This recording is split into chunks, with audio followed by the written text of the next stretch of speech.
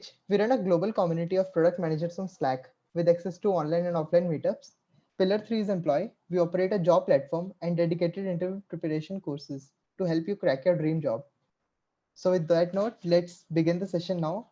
Once again, welcome and thank you, Marty, for joining us today. I'm sure everyone is super excited for the session. So, I would like you to take the session forward. All right, awesome. I'm going to go ahead and share. Yes. Can you enable me to share? It says I don't have share. Yeah, so just give me a second.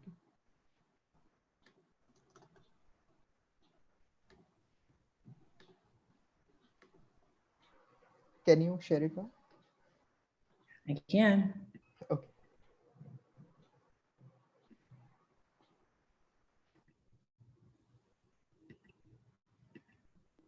All right, let's go ahead and get started. So if you're tuning in today, this session is simply about 7 things no one tells you about product management. I'm Marty, and I'll be presenting this for you today. So the session will be pretty streamlined. I'll focus on introduction, a little bit about me while I'm presenting to you. Then I'll go through the disclaimer. It'll be interesting. I'm sure you've never heard a disclaimer, but by the time we get to the end of the 7 things, you'll appreciate the disclaimer. Then I'll go through each of those 7 things that no one tells you, and then we'll wrap up with Q&A. And I think we have 20 or so minutes slotted for Q&A, so I think that should be plenty of time. So here's the introduction.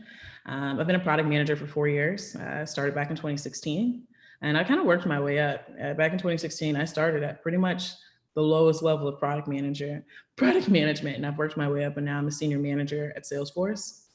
At Salesforce, I lead a product called the Heroku Marketplace. So if you have ever been an engineer, you may have used it before. And it's basically part of our development platform at Salesforce. I'm also founder of Folding Chair, and I think that's what brought me here today to talk to you all. And Folding Chair is a coaching initiative that I started for product managers to help them get placed in the first or second product roles. I'm also an avid traveler. The photo that I put up here is actually me at a basketball game right before Corona broke out and things got really crazy in the US. And then I'm also a tech enthusiast. And I say that in the sense that I've always been in tech. My career's always been in tech, and I will always be in tech. I'm super interested in the space. I love how things are growing and developing. I love hearing about technologies I don't work on. I love to hear about what other people are doing, their approaches, their best practices. So I was really excited to do something like this, where I could share some of my own and some of the things that I've kind of learned through my experiences in product. So I do want to talk a little bit more about Folding Chair, because I think that's something everyone is always really interested in, how I grew it, how I scaled it, and those things. But Folding Chair was really simply founded on one concept. If there's not enough space for you at the table, just bring your own folding chair. And basically, that's what we've been doing since I started this back in 2018. We've been helping underrepresented product managers in the space put a folding chair at the tables at tech. So if you see some of the logos and brands at the bottom, those are just a few of the places where our coaches are working now.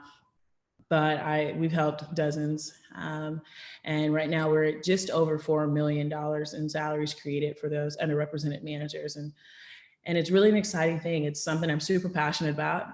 The service is completely free. Unfortunately, there's no space in the cohorts right now. So I'm super sorry if you're excited about it and you're like, hey, how can I get involved? Right now it has 0 space.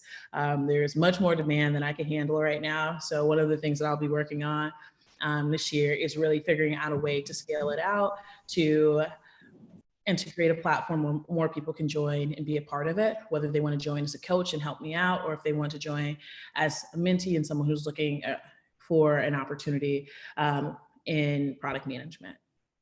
So it's really a cool network, and it's really something I'm really proud of. So I thought I would share. So I'm going to jump right into the first thing that nobody tells you. Before that, let me give you your disclaimer. So before we begin, I want you to understand that I am talking about the stuff that is uninteresting. It's the stuff that's overlooked. It's less glamorous about product management. It's not going to be in any of those articles that you read. When you read those articles that are like, this is why you should be in product. Product management is the hottest career in tech. They don't talk about this stuff. And this is the stuff that, as a coach, as just someone who's been in the space now for a good while, and I have my own kind of war stories and experiences that I've seen. And I've seen as common pitfalls, people coming in with the wrong idea about product management. So I just want to share those things, kind of debunk those things. And my goal for you is just to have a better understanding of this as a career field going forward. So if you want to be in product, hopefully today you'll learn some things. If you're already an existing product manager, you'll be doing a lot of head nodding like, oh my gosh, I've experienced that. And that's good too, because that lets you know that a lot of your experiences are common across product management. I know for me, when I went to my first kind of gathering like this and product managers were talking about things that didn't work, it was a sigh of relief because I thought I was suffering in silence, like maybe I'm just not good enough. Where in reality, these are things that are very normal to the product experience. And then the other thing that I want you to take away from this, and I don't have like key takeaways, like you should know this, and this by the time this is done.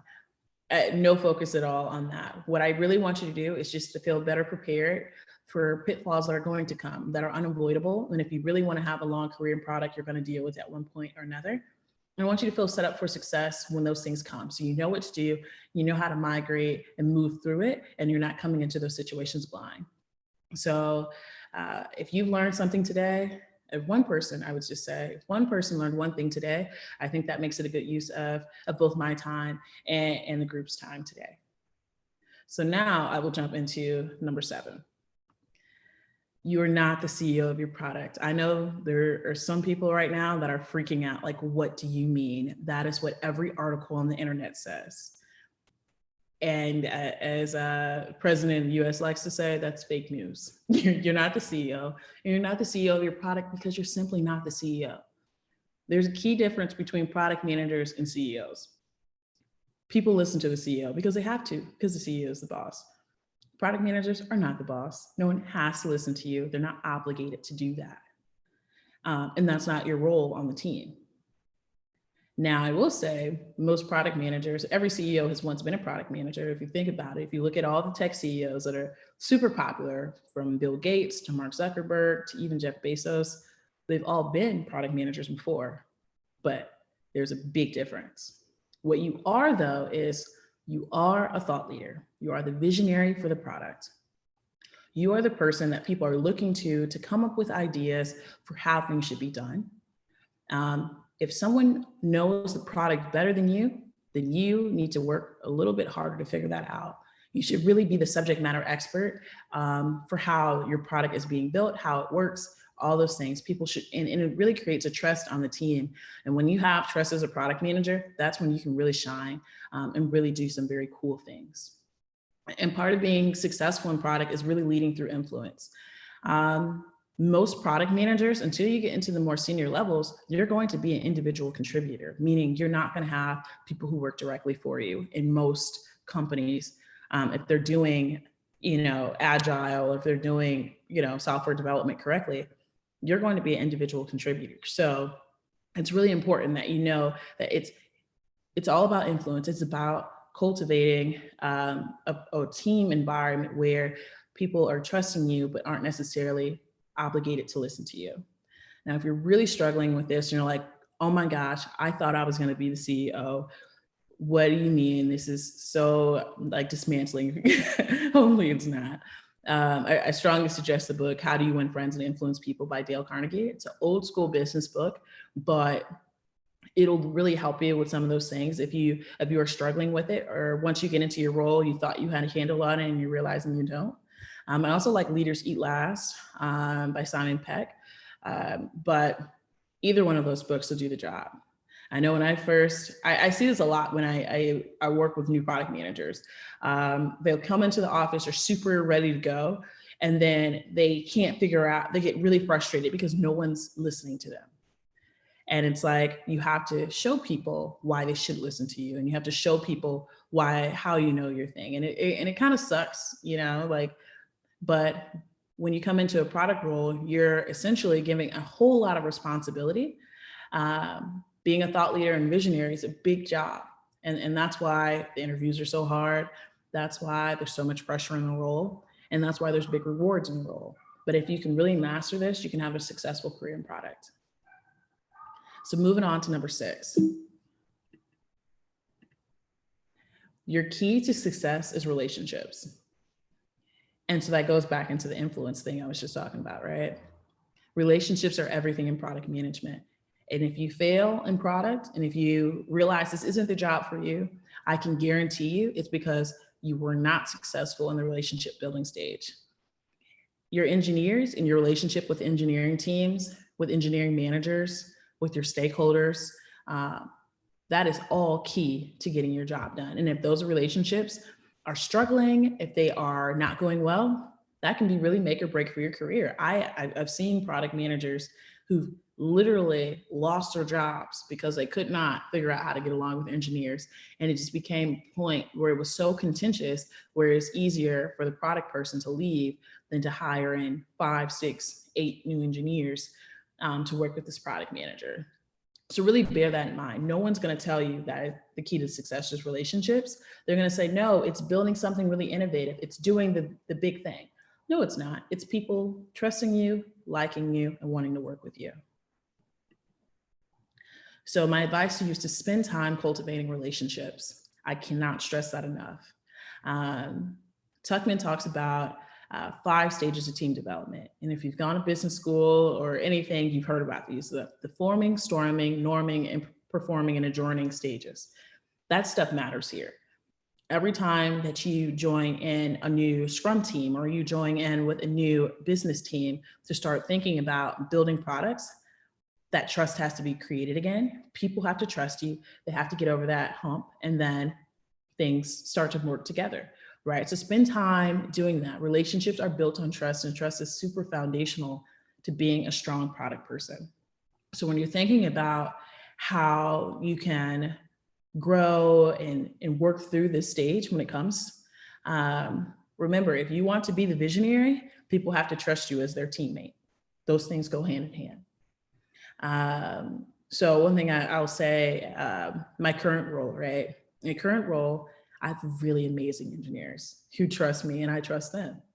So we're able to work and be a super high performing team, and everyone's always shocked by the level of high performance that we have, given how small our team is relative to other teams and what we handle.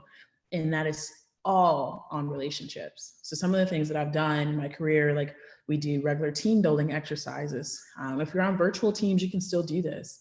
Right now, with everyone working from home in the United States, one of the things that we're doing is we're having Thursdays for about 30 minutes where we just get on and we play like online games that we can play as a team. And we're just taking that time to get to know each other, taking that time, to keep the relationships fresh. I highly recommend, if you're starting as a product manager as well into your new role for the first time, sit and meet with every single engineer on your team individually if you can. Get to know them, let them trust you, let them start to meet you and get to just know who you are as a person, right? So when you come together as a team, everyone has some context to you and you're not just this bossy person telling everyone what you think they should do. So give them an opportunity to get to know you and to trust you. Spend that time in team building and spend that time developing relationships. I've hired a lot of people this year, and that is something that I have impressed upon every single one of them. Is when it is time for you to start, I give them all a list before they ever get their first project. Go meet with these key people. I want you to get to know them before you're asking them for things, before you need to depend on them for things. Give them some context to who you are and how they're going to work with you. Understand how they want to work best. And that is really going to help you succeed. If you miss this step, the rest of the steps don't matter because you won't be a product manager for long. I can guarantee you that, okay? So number 5, this is a big one. Your requirements are wrong. Nobody's gonna ever tell you that. Product managers usually are representing the voice of the customer. You're also representing a lot of other business stakeholders, and depending on whether you are in consumer product management, meaning that you're working with like the public at large, you know, Facebook or Amazon, or if you're in more of a B2B type product management, like I am right now. Well, actually, no, I'm technically B2C, but Salesforce, I would say by and large is considered B&B. So that kind of thing. You know, the Oracles of the world, those are B2B companies, right? But no matter who your customer is, you're representing them. And if your requirements are wrong and your representation of them is wrong, you're going to have a problem. And that is going to lose the trust that you have with your engineers. And if people aren't going to trust you, if you have basically taken them down the wrong path. And in some cases, depending on how your team's organized as well, you might be the sole advocate. You might be the only person who's talked to the end customer. You might be the only person who sat in on the research that the UX person did or the UI person did. You might be the only person who saw the data on the trends and the analysis. And because of that, if you get this wrong, it'll be really hard to build things, to do rework and things like that. So what I will tell you is to advocate and promote a continuous delivery and agile mindset. And that basically means constantly be spending time understanding where the data is going, where the trends are going, where people are going. Keep that in mind. Constantly gut check yourself. Is this the right strategy? Are we doing the right thing? Whether that's collecting data, whether that's working with research, it's triple checking assumptions and strategies, any of that. That's really what your goal is. People are trusting you. There's nobody really going to be there to double check your work. It's not like product's not like any other job you've ever had. There's not going to be someone who goes through and says, yes, you have correctly spoken to all the customers. You've correctly done this. They're trusting you right away to do that. And that is part of the reason the bar is so high. And most of the time, you're not going to come straight out of college or, you know, it's an early career job. It's usually a mid-career job for that reason, because you have to have a little bit more acumen and trust to be able to do the work. So be meticulous when you're doing your research and you're trying to figure out what the thing is to build. Share your approach with other product managers on your team, other product people in your space, and let people give you feedback on where you want to go. So especially if you're in like a B2C space, if you're working for a Pinterest, a Facebook, a LinkedIn, or something like that, you know, there's a lot of commonalities between those types of platforms. So just try to figure out what the best practices are, figure out where people are going with their products as well, and kind of gut check what you're doing. Another thing that can very quickly mess up your requirements are confusing requirements, customer requirements with product requirements. A customer tells you, I want the moon. That does not mean that you build the moon into your product. That means they want the moon, and maybe you need to kind of dig in a little deeper and understand why they want the moon and figure out what the product requirement is within that need. So that is really key not to convolute those two. When I first started in product, my very first product that I built back in 2016, very first feature, I royally messed it up terribly. What I did exactly what I'm telling you guys not to do. I got my requirements wrong. I wasn't in the details enough. I was working on a feature with another product manager, and though at the end of the day there was mess up on both sides, the ownership that I take in this is I could have asked more questions. I could have asked more questions about what the end customer wanted. I could have asked to see more data points. I could have asked to see more of the research that justified why we were building something in the way that we did. So basically what happened was, after my team worked on something for a month, we get into a meeting with the other product manager that I'm working with, and they say, wait, this isn't what we need. This is completely different. And you're like, wait, what? And then I have to go back to my direct manager and say, hey, my team, that 4 weeks of work we just did, we got to scrap it. I have to go back to my engineering manager and have that conversation. And then I have to go back to my engineers who have worked at something tirelessly for 4 weeks and say, hey, I messed up. And when I tell you, that can be really demoralizing for a team. And it can be really hard, especially as a new product manager, to gain trust back after that. So it's really key to kind of spend that time figuring out your requirements, making sure you're building the right thing, or at least having the right data and research to back up why you make the decisions that you've made. So now we're going into number 4. You're not data driven enough. People aren't going to tell you that. They're just going to walk right over you or walk around you. In worst case scenario, depending on what company you're at, they're just going to show you the door. So data-driven product management, you're probably seeing it everywhere. Everyone wants to be that. Everyone's teaching courses on it. It varies so much from company to company, but data always matters.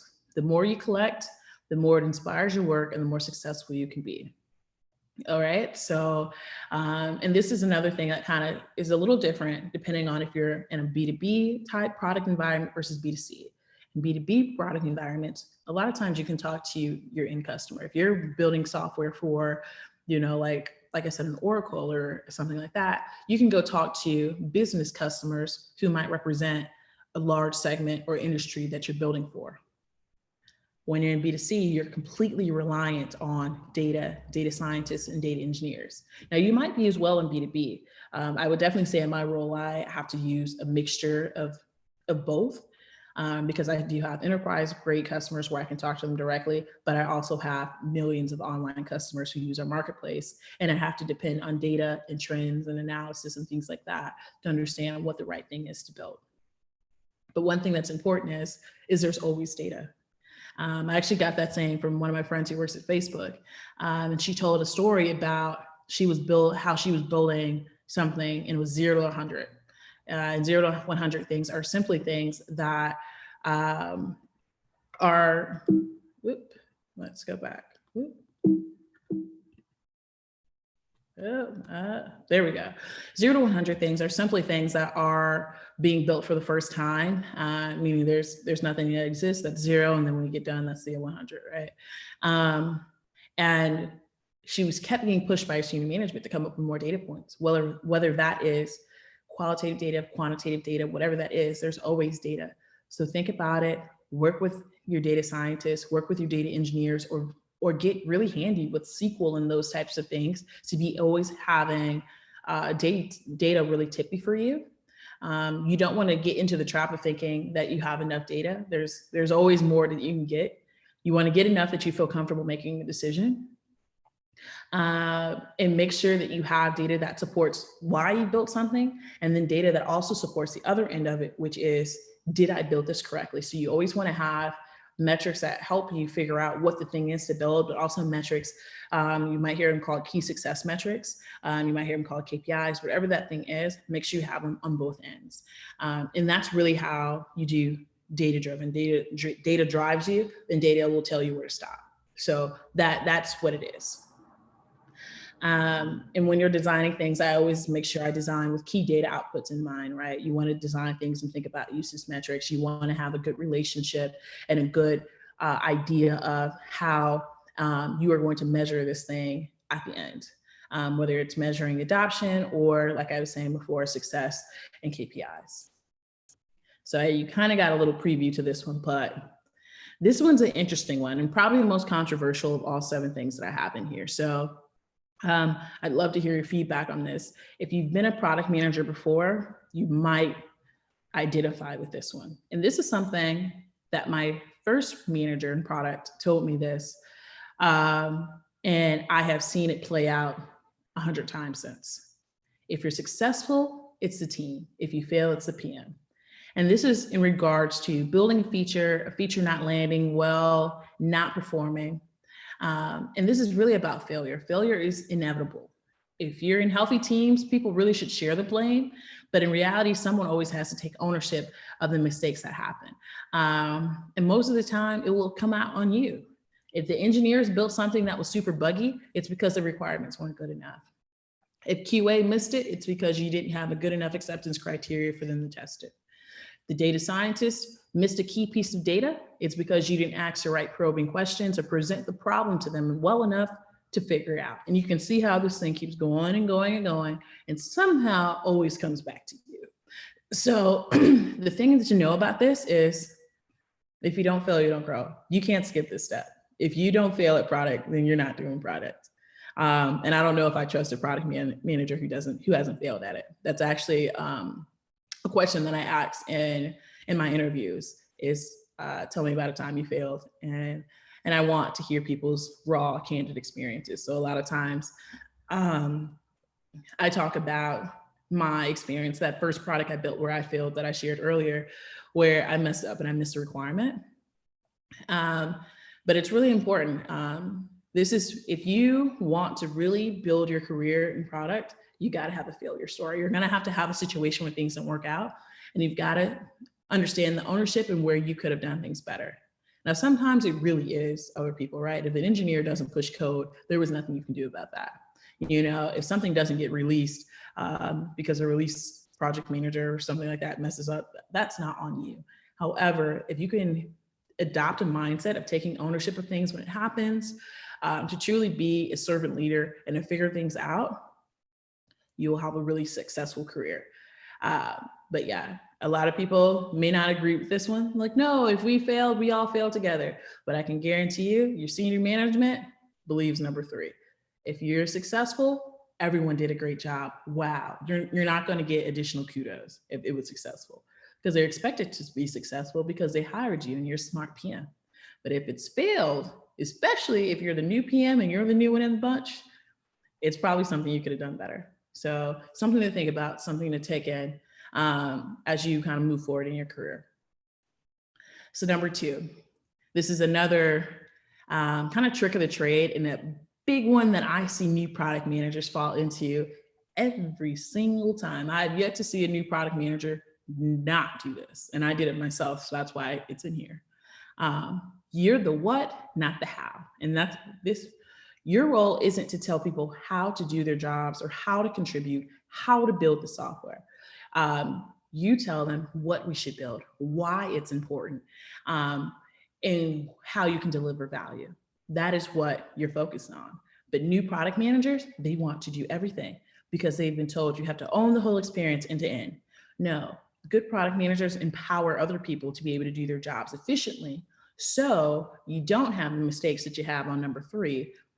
But this takes time. This isn't something you figure out right away. If you have a really strong people manager, it might be helpful. But if not, this is something you really just have to learn. So here's a good way of gut checking that. If you find yourself in a place where you're telling your engineers and stakeholders how to do your job, you're not doing your own job, and you need to stop. Stop right now. Product managers overextend themselves. That's why people talk about how exhausting of a job it is and how hard it is and all these different things, but you're probably overextending yourself and doing a role that's not yours. You're probably being the scrum master when you're not supposed to. You're probably doing something the engineering manager should probably be doing. And don't get me wrong, if you're in a startup or in a smaller business, you might have to do a lot of things. Like today, I started off the call, I said I run three functions, but I'm the product manager. But I also am working right now to give those functions away to other people to do so I can focus solely on doing products. And so when you're thinking about how to kind of move forward and are you doing it the right way, think about, are you contributing to what needs to happen or how it's happening? Engineers are going to need requirements. They're going to need you to tell them what the customer is saying. They're going to need you to explain the data. They're going to need you to invite them in on those conversations. Your job is not to sit and go over how this, well, your job is maybe to sit and to understand engineering's approach, but it's not to write the engineer's approach, especially for you PMs out there that used to be an engineer and then switched to product. Stop doing that. Focus on business value, focus on go-to-market strategies, focus on how to have strong delivery that way, but no more telling engineers how to do their job. It's not your role. And here is the big one. The number one thing no one tells you about product is it's okay to say no. There will always be scope creep. There will always be a customer who needs something. There will always be engineers who want to try it a different way, do it another thing, want more. And their sales is always going to need a feature, especially if you're in those B2B spaces where sales is highly involved in the roadmap. It's okay to say no to those things. A lot of people believe when you first get into product that you kind of have to be a yes man. That's how I drive influence. That's how I build relationships. I just say yes to everybody. And that's not true at all. People respect the person who has strong convictions, who knows their stuff and can say no to something because they're well-researched and versed on a subject. They stick to the plan when it makes sense and they adjust when it doesn't. So don't be so hey, no, that you don't realize when you can course correct. Obviously, you need to course correct sometimes, and that's just how product and software development goes. But have strong understanding with those things. And if you don't agree with something, speak up. One of the things I used to hate when I first started in product was, when you're starting off as like a entry level product manager, a lot of times you're not involved in the exploration phase. You're more so getting someone's already coming to you with the problem already defined, and it's just your job just to deliver the feature that is solving that problem. And I used to always question, why is this the problem to solve? We have all these gaps in our product. Why is this the problem to solve? But one thing I will say is my manager at the time really respected that I asked those questions. And eventually, as I developed and got more mature in my product skills, he started asking me, what do you think we should build? What problem do you think we could solve? And the conversation changed. And it was because I wasn't afraid to say, hey, I don't think this makes sense. I don't think this is more important than that. Let's talk about how we got here. Innovation starts with you. You are the product manager. You're the thought leader. You are the visionary. But it starts with your ability to push the envelope and know when to say no, know when to push back, know when to protect your engineers and say, hey, we're not taking on any more work. They've already been working around the clock to get these features done. We're not going to do any more. And people will respect you and they will want to work with you even more. So just to recap a bit, here are the 7 things that nobody tells you. They don't tell you you're not the CEO of your product. They don't tell you that the key to success in product is really all relationships and making sure that you have strong relationships across your business. They're never going to tell you when the requirements are wrong. So it's your job to be in the data and understand. But they're also not going to tell you when you're not data driven enough either. So you're really going to have to figure out what that cadence is for you in your product. And you can learn that by asking other product managers, by as you build things, you're going to get an idea of how those things work in your company. But you always want to try to make sure that you're always thinking about data in 2 ways. What data do I need to make a decision? And what data do I need to verify that I've made the correct one? If you're successful, it's the team. If you fail, it's the PM. There's always places for you to grow. There's always ways that you can better empower your team, better influence your stakeholders. So create a mindset, a growth mindset within yourself that you can always do better and always grow. You're the what, not the how. Remember, it's your job to say what needs to happen and how to deliver value. Your job is not to tell people how to deliver value. It's okay to say no. That is number 1. That's the number 1 thing that you have to realize as a product manager. There is no reason for you to be a yes person to everything. You want to be able to say no, and you want to have convictions about things. You want to feel strongly and passionate about your product. I always say, I don't build products I'm not passionate about. And that's really important and key to this whole thing. So now I'm going to open it up for Q&A. It's perfect timing. It looks like we have about just around 25 minutes left. I really appreciate so many people attending. I'm kind of overwhelmed by how many people have joined this, especially given the time it is in India right now. And if you have questions, things we didn't get to cover in the session, please reach out to me. This is also the first time I've presented this content. So if you could reach out to me with anything you have on like LinkedIn, and let me know how it went for you and what you learned from it, that would be really appreciative. So I will ask, let's see, looks like, are the questions in the chat here? Okay, so, okay. I'll take the first question here. When to deviate from data predictions? You need data to deviate from data predictions, right? So you have to have data that is more compelling and more convincing than the data that you currently have to realize that you need to deviate. And you can really gut check that, whether with customer data, you want to overlay that with customer data. You might even gut check that if you are fortunate to have a data engineer, data scientist. That's where you can gut check that. But really, it's just when you're moving based on data, it's because you found data that is more compelling and that you think is going to support the original hypothesis you had about creating something better. So the next question from Vinay: what proportion of the roadmap do you allocate for new features, existing? Okay, so that is going to vary really widely, and it's going to depend on how your company does R&D, really. I worked in models where it was a 70, 20, 10. 70% of the roadmap to new features, 20% of it to existing feature improvements, and 10% to bug fixes. That can change, right? My current team, we're more of a 70-30 split. 70% of shoring up current platform and getting current platform prepared. That's part of the strategy for this year. So 70% of it is actually existing feature work. And then the other 30% of that is bug fixes and things that come in along the road. So it really just depends. I can't say one way is better than the other. It really just depends on where your product is and its maturity and what it needs. Is it necessary for new product managers to be industry oriented while joining a company? I actually think you shouldn't be. I was in my first one, and it made it easy to get my first product job, but I've never been an engineer, yet I run a marketplace for engineering tools. A good product manager, in my opinion, if you have strong product skills, meaning you're strong in how you, I think an interesting term might be like product sense, like how you figure out problems, how you break things down into scalable ways and figure out the thing to build. You should really be able to build any product. You should really be able to solve any problem. That's why you get those weird interview questions that like Google, and they're like, reasonably estimate how many stairs should be in a staircase of a new building, or elevators should be in an elevator. The question is not about what you've done. If you go on a lot of product interviews too, you're not going to get a whole lot of questions on what you've done before. They're going to just ask you what you can do for me today, because what you've done before really doesn't apply in product. It's really how you solve things and how you think through problems that is going to help you whether you're going to be successful in this role. So I don't think there's any reason why you should be industry oriented.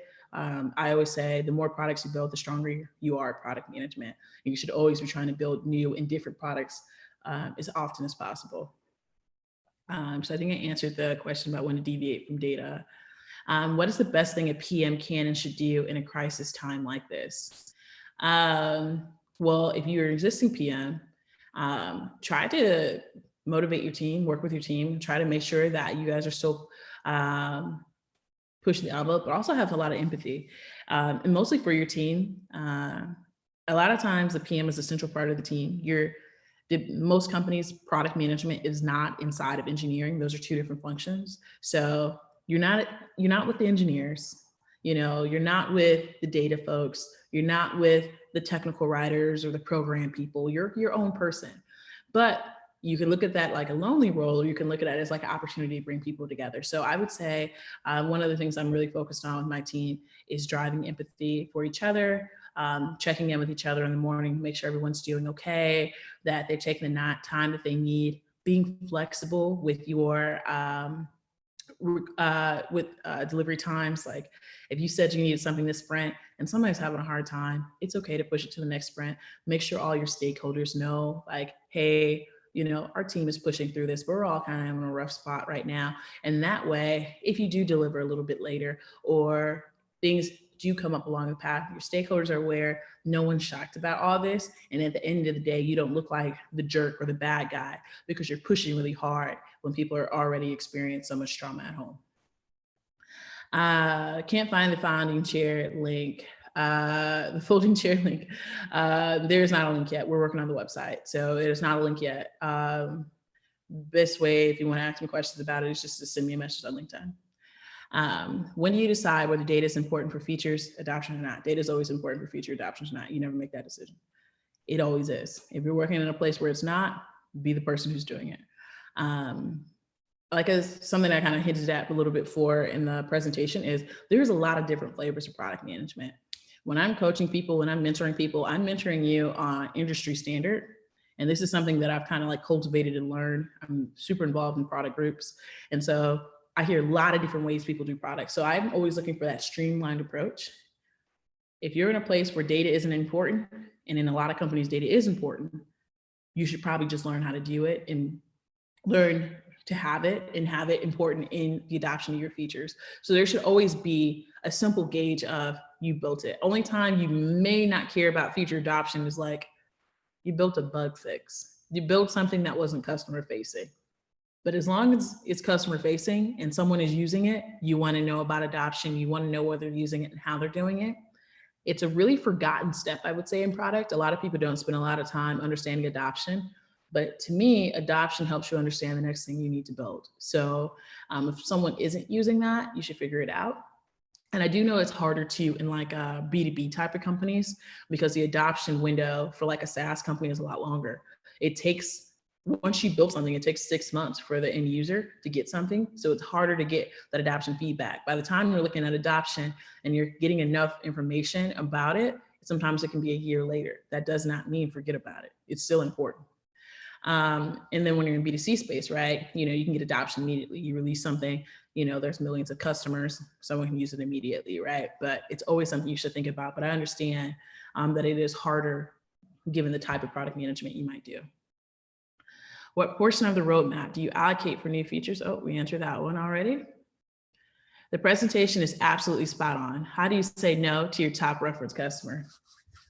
Just like I told you guys in the presentation, no. But I think what you have to let them know is that can be a really hard conversation, and I've had to have it several times. And basically, you have to let them know that you're trying to drive value, but you're also trying to build a product that is going to work across industries and that's going to work across different people, right? So a lot of times, you want to help them understand that by sandwiching that in, like, hey, we're really focused on value this time, this release. We're not going to be able to deliver that, but we will be delivering these things that are going to help you. And just be ready to kind of stand flat-footed in your no about it, right? They're not going to like it. They may not be a fan of it, but if you're delivering value consistently, they'll let it go. And also always be thinking about workarounds. So something I try to think about too, when I'm saying no, I try to come up with a no, but a suggestion in the meantime. So like, hey, we're not doing this, but here are some things that other customers have done, or here's something that you can do that fulfills a need in the short term, but we won't be building, right? And that's it. It's never an easy conversation. Let's see. How do you manage situations where the hippo doesn't accept a no? Head person, I'm assuming, doesn't accept a no, even after being presented with supporting data. It's really hard. I've definitely had that experience, right? Where we're basically going head to head, right? And that's why I say relationships are important. And that's why that was one of the first kind of things that I talked about, because sometimes you don't like people you work with. Sometimes you're not understanding where they're coming from, but that's where a relationship and having the relationship and that foundation first can kind of sometimes really help you out in that situation, because you can kind of take them to the side and really try to understand where they're coming from. Why is this such a hard no for you? What are you trying to achieve? And then maybe you can extract more details from a conversation like that. And so it's less of you coming with this is what has to be done and this is how it has to be done. And why do you want it done that way? What is your motivation? What are you trying to achieve? And then that's when your product hat comes on, right? And you can figure out, okay, they're saying no, let's say you're talking about the color of the sky. And usually it's never this trivial, but just for sake of an example, you want the sky to be blue. They're like, no, it has to be gray. Okay, why does it have to be gray?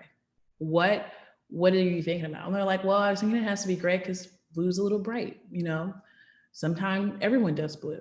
And then you're like, okay, their issue isn't that it has to be gray. Their issue is that they want something that everyone else isn't doing and they think gray is the right way. So how can I help them understand if there's an option? And maybe you end up doing blue-gray, who knows, right? But those are some of the ways those conversations tend to go. Can you recommend any behavioral exercise or workshops for the team to build trust and bonding? I've done so many. So it really just depends. If you're on a virtual team, like I said, I love the virtual games. One of the things that I started doing long time ago was we would do these virtual team meetings where everyone would come onto the team meeting. We'd have like a virtual team builder, and we just add in bake in a little time at the beginning of the meeting, like extra 10 minutes. And one of the things we had people do was like, everyone share what your favorite person, place, or thing is, right? And at the start of the call, everyone puts up pictures, and you don't know whose picture's what. And then we're taking the time to understand what the thing is that we're seeing and why it's important to that person. And it helps you learn a little bit more about them. If you're in person, doing something as simple as going to get coffee together is super helpful for team building, or having something like regularly scheduled where you're spending time together. On Tuesdays, we go get coffee, you know, on Wednesdays, we all bring in our lunch and we have lunch together. Any of those things are really simple, but you can also like just go online and look at general trust building exercises, and that works.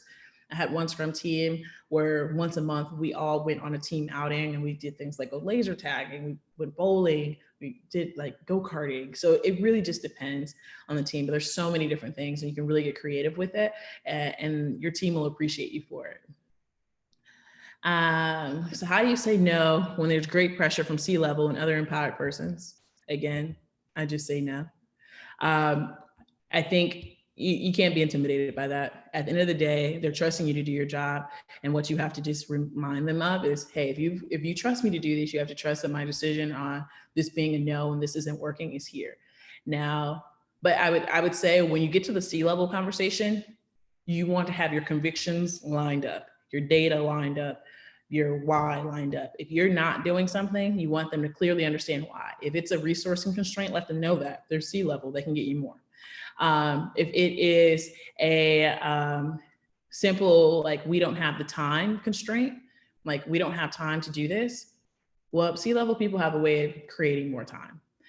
So it's important that you share your whys with them and give them an opportunity to help you, because maybe there is a way to get to a yes.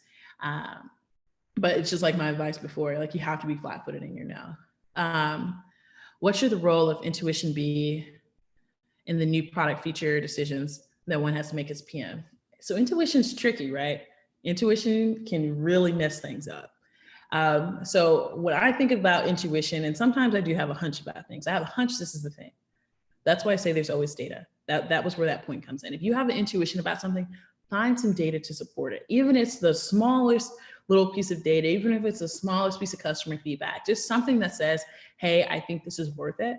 And one of the things that, especially as you grow in your career, you're going to be allotted the freedom to fail and just to go figure it out. I just want to explore this. So treat your intuition kind of like you would treat a hypothesis, right? I believe this is something. I think that we can do it this way. I don't have all the data I need, but there's 1 or 2 data points that let me know this is something that could work. And then you work with your management to kind of get that freedom to fail and just to go try it out. Like, hey, I just want to work this out with just one engineer. I just want to release this in an A/B test. I just want to experiment.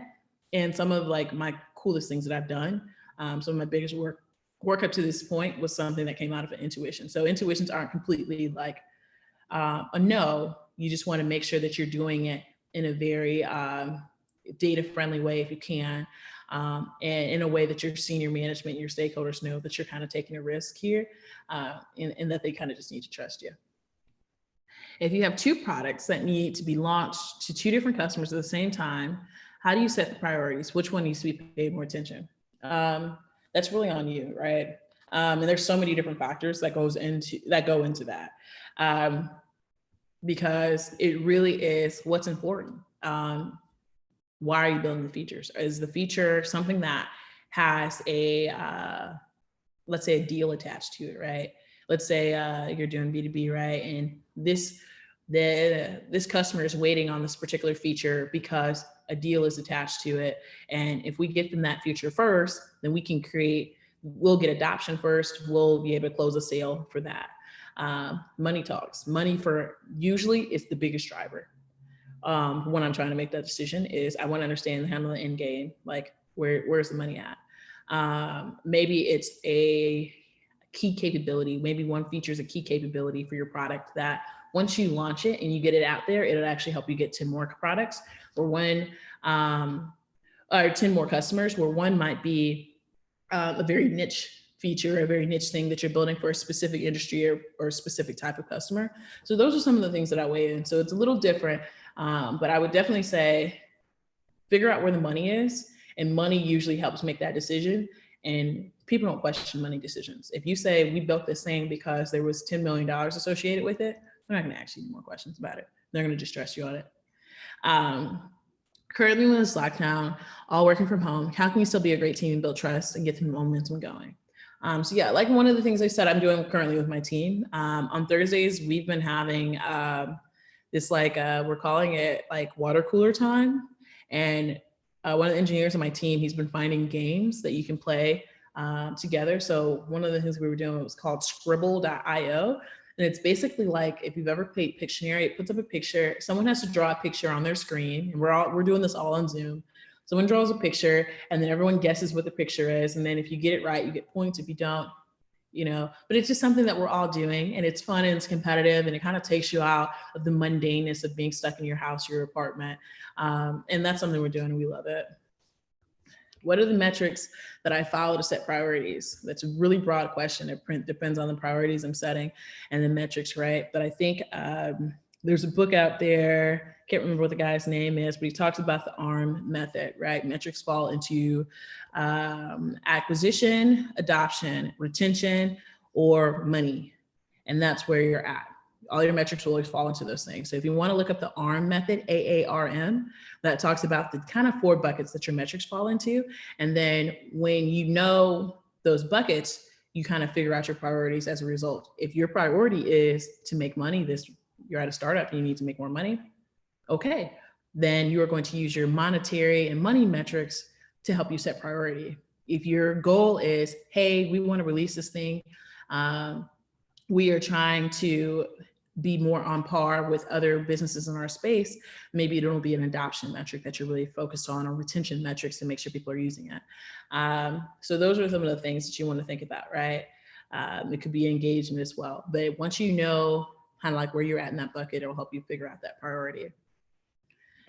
The next part here, and it looks like we got 6 minutes left, so hopefully I can get through. It looks like there's only 3 more questions. How to deal in situations when the founders and the CXOs vision different from realistic product, and PMs have a pressure build up to incorporate those features that are so outcome envisioned. So this is a thing, right? And I hear about this a lot. My friends have these problems a lot, especially friends at startups, where you have a founder or somebody who has this really, really broad vision of where they want to go. And then you as a PM are putting the pressure on, like, how come you aren't taking us where we want to go? And what do you do here? And I think that's really important to bring them in on your road mapping, in your road mapping exercise, how you're defining their next thing to build, how you're defining your roadmap. If you bring them in on that and have a conversation about that, these are the things that we have to build. These are the things that we want to build. And here's the stuff that you want to do, and explain to them where that comes in, and kind of bringing them and inviting them into your world. I think that really helps with having those conversations. So the conversations aren't as much as a conversation of like, oh, hey, this is what we're going to build and we're not going to build. Kind of have like an off the cuff one. Maybe schedule a meeting a little later than you usually would, or at a different time, and say, hey, I think it's really important that we level set. And I want to talk a little bit more about where the roadmap is and where the product is realistically going and at what rate we're getting there versus maybe what your expectations are. And when you can sit and you can put some real context with your expectations, either one or two things are going to happen. They're going to lower your expectations, or they're going to look at your roadmap and say, hey, you know, actually, we don't need those things. I feel comfortable not doing those things. And then you'll be able to pull in some of the stuff that you're talking about. So either way you work through it, you know, there'll be a solution to it. In a PM team where every PM has their KPIs and features, a junior PM finds it difficult to get honest opinions. You are correct. PMs are extremely competitive and can be very territorial. To get honest opinions, you just have an opportunity to shadow someone. How do you still continue to excel at it? Honestly, I went through this when I was a junior PM. Like, I worked in a team of, for lack of a better word, assholes. And honestly, you depend on your manager. Hopefully you have a good manager who has your back.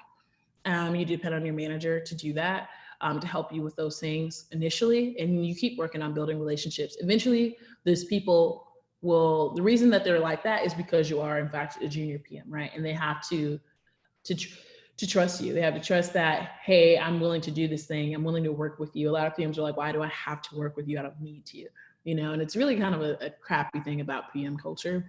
But it comes back to everybody thinking they're a CEO. And that's why I'm reminding you in the first step that you're not, right?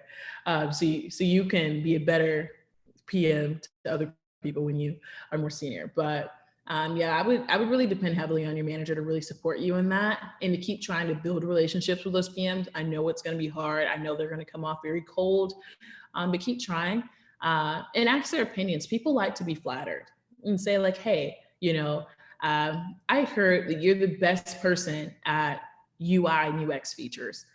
I wanted to float this past you. I wanted to know if you could help. When you approach people like that, it feeds their ego and they're a lot more willing to help. I don't know why it works. I just know it does work. Have you ever had a team that wasn't solely dedicated to your product? If so, how did you manage priority? Yeah. I did. I have had that. One of the times I was kind of working on something, it was kind of weird. I was responsible for bug releases, and it was weird because the bug releases were being done by different product teams. So I'm like having to tell them they need to do this and when they need to do it, but they completely could say no to me, right? And so basically, the way I managed the priority and all that was just kind of communicating timelines, deadlines to them. You kind of have to put on a project management hat and get very into deadlines, priorities, and why things matter, and kind of do things. The other thing that we would do often was kind of like this idea of the scrums, where I was meeting with their scrum team and their PMs together. And we would kind of come up with like what the next sprint would look like and things like that. And that was really helpful in doing that. And the other thing that you have to do as well is make sure that people are respecting where you are at. You know what I mean? Like, especially when you have an engineering team that works across multiple things, like it can be very, very difficult. And that's where, again, relationships are going to play in. So kind of understanding and sitting and maybe having a conversation with the engineering manager, someone, or that key person on that team, and not asking for something, but understanding how they come to their decisions. So how do you decide what the next thing is that you build? How do you decide what you take off your backlog? And asking those questions. And when you kind of do that and dig in a little bit, then you realize, okay, now I know how to play this game. This is how they make those decisions. Like sometimes I'll hear like they won't want to do it because they're like, we like to build easy features or things that are fast. So figure out ways to like maybe limit your scope. And now you've got that context, right? So that would be one of the ways I think about it. I have no experience as a PM, but I'm a BA, data scientist. Will it help me switch into PM, become a good PM? Absolutely, it will. If so, how can I land a job if I don't have any prior experience? So this is a really long tail answer. For the short answer, yes. Data scientist is a good prerequisite for product management. When people are coming from roles where they are not having domain expertise, I always tell them to kind of figure out what you do now in a product role. So there is a such thing as a data science product manager. Twitter has hundreds of them. And they are product managers who focus on building out data science-y type features in the product.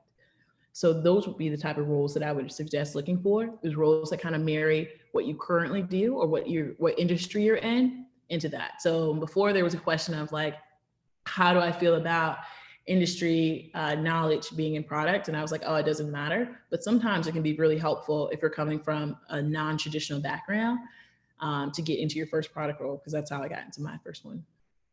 And then how do you build trust with your engineers if they work on a different location and you cannot physically meet with them? It's the stuff that I'm talking about that I went over before.